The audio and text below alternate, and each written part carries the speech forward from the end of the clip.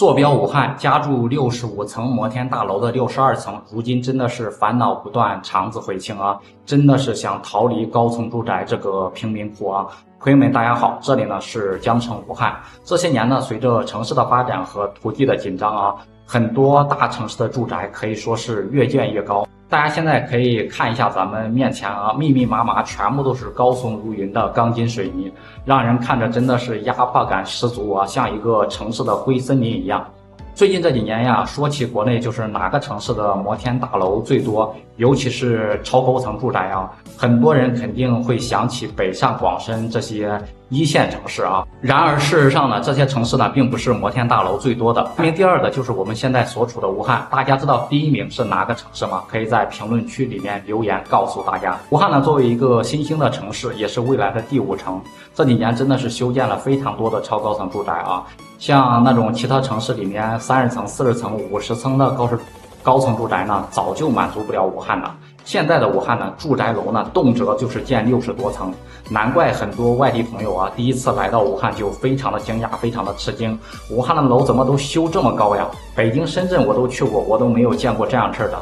当然了，很多朋友也会说啊，超高层住宅呢会是未来的贫民窟啊，也是吐槽不断。那么就是住在这样的大楼里面，究竟是什么样的一个体验呢？今天我就给大家分享一下。因为昨天呢和一位朋友是深入聊了聊啊，他说呢他想把他屋里62层的房子给卖掉。当时呢也是冲动买的62层啊，花了将近300多万啊，这是一点都不便宜。入住不到1年，真的就是天天提心吊胆的一个状态。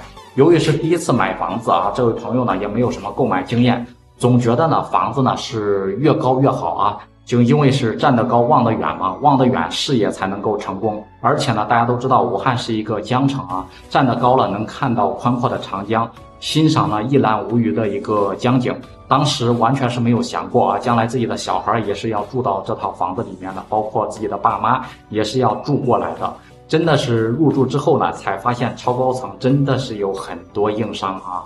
首先第一点就是等电梯的时间啊是特别的长，早上上班呢，就是上班的时候有时候要等电梯啊，等个20-30分钟，真的是太耽误事了啊。有好几次呢自己都是算好时间去上班呢，结果呢就是因为等电梯的时间太长而耽误事，结果给迟到了。那公司就得罚款嘛，一次200啊，真的是特别的无语。那第二点呢，就是62层啊，住在将近200米的高空，完全是没有什么安全感的啊。他们家这个房子实在是太高了，我从上面往下看，腿都是瑟瑟发抖了，看着都吓人啊。住这么高，朋友就非常担心小孩子。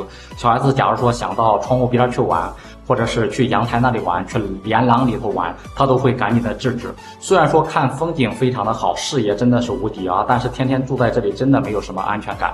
到了冬天就更别提了啊，外面刮起大风，这个声音就是呼呼呼呼的一个响啊，感觉呢整栋楼都在晃，都在摇晃啊。而且呢朋友还担心一旦以后发生火灾了怎么办。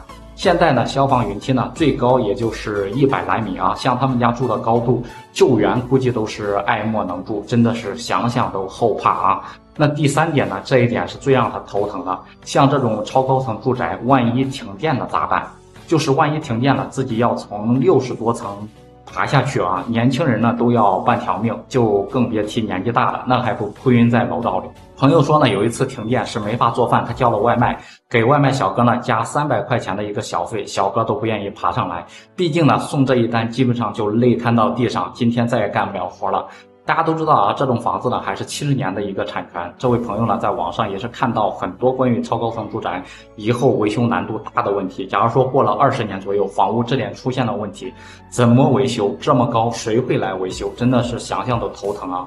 无奈之下呢，他就今年决定把房子给卖了，换回低楼层去。但是呢，房子挂了将近半年多，还是没有卖掉啊。就大多数来看房的人看了一下他的这个楼层，都觉得这个楼层实在是太高了，真的是不适合居住。